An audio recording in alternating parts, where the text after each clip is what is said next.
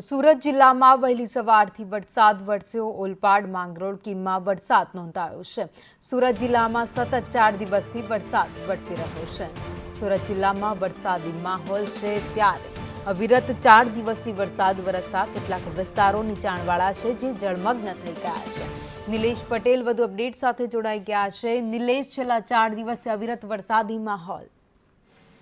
ચોક્કસથી ભાવિની સુરત જિલ્લામાં આજે પણ સતત ચોથા દિવસે પર વરસાદી માહોલ જામ્યો છે। ખાસ કરીને બાજુ વાત કરવામાં આવે ઓલપાડ તાલુકા, ઓલપાડ હોય, માંગરોળ હોય, કામરેજ હોય, સમગ્ર વિસ્તારમાં ધીમી ધારે હાલ વરસાદ વરસ્યો છે।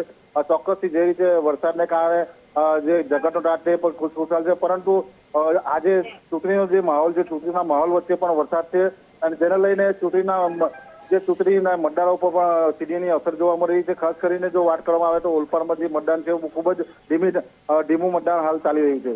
જી ભાવિન, આભાર માહિતી માટે।